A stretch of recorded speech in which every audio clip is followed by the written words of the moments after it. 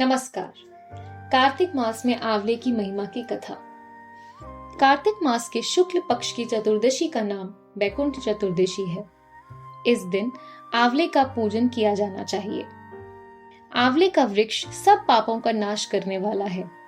इस दिन आंवले के वृक्ष की छाया में जाकर राधा कृष्ण जी की पूजा करनी चाहिए। फिर भगवान को साष्टांग प्रणाम करके आंवले के वृक्ष के 108 प्रदक्षिणा करें। तत्पश्चात ब्राह्मणों को भोजन कराएं, यथाशक्ति दक्षिणा दें, उन्हें प्रसन्न करें। इस प्रकार ब्राह्मण के प्रसन्न होने पर श्री हरि भी प्रसन्न होते हैं।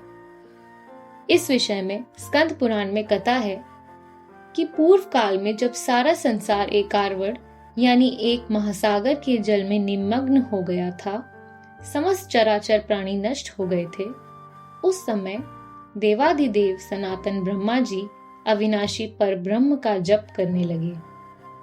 तब जप करते हुए उनके आगे श्वास निकला। साथ ही भगवत दर्शन के अनुरागवश उनके नेत्रों से जल निकल आया। प्रेम के आंसुओं से वहां एक महान वृक्ष उत्पन्न हुआ, जिसमें बहुत सी शाखाएं और उपशाखाएं निकली हुई थीं। वह वृक्ष फलों के भार से लदा हुआ था। सब वृक्षों में सबसे पहले आंवला ही प्रकट हुआ, इसलिए इसे आदि रोग कहा गया है। इस प्रकार ब्रह्मा जी ने पहले आंवला उत्पन्न किया, फिर समस्त वनस्पति और प्रजा की सृष्टि की। जब देवता आदि की भी सृष्टि हो गई, तब सब देवता उस स्थान पर गए जहां आंवले का वृक्ष था। उस समय आकाशवाणी हुई, यह आंवले का वृक्ष सब वृक्षों में श्रेष्ठ है, क्योंकि यह भगवान विष्णु को प्रिय है। इसके स्मरण मात्र से मनुष्य गोदान का फल प्राप्त करता है। इसके दर्शन से 2 गुना और फल खाने से 3 गुना पुण्य होता है। अतः सर्वथा प्रयत्न करके आंवले के वृक्ष का रोपण करना चाहिए। भगवान को प्रिय होने से यह सब पापों का नाशक है।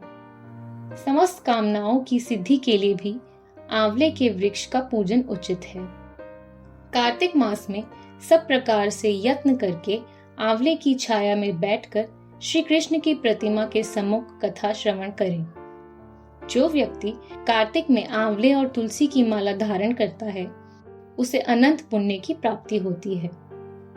आंवले की छाया में बैठकर दीपमाला समर्पित करनी चाहिए और तुलसी के अभाव में यह शुभ पूजा आंवले की ही करनी चाहिए। आंवले की छाया में कार्तिक मास में ब्राह्मण दंपति को एक बार भोजन से प्रसन्न करके वहीं बैठकर स्वयं भी भोजन करने से व्यक्ति अन्न दोष से मुक्त हो जाता है। लक्ष्मी प्राप्ति की इच्छा वाला मनुष्य सदा आंवले के जल से स्नान करे। सावधानी, नवमी, अमावस्या, सप्तमी और संक्रांति के दिन तथा रविवार, चंद्र ग्रहण व सूर्य ग्रहण के अवसर पर आंवले के जल से स्नान नहीं करना चाहिए।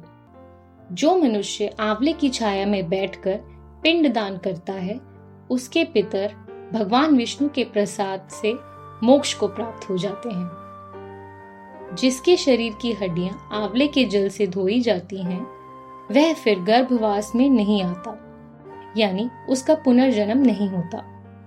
जिस घर में सदा आंवले का सेवन होता है और आंवला रखा रहता है, वहां भूत प्रेत, कूष्मांड और राक्षस नहीं जाते। अतः आंवले की अनंत प्रकार की महिमा स्कंद पुराण और पद्म पुराण में कही गई है। इस कथा को श्रवण कर पुण्य प्राप्त करें। धन्यवाद।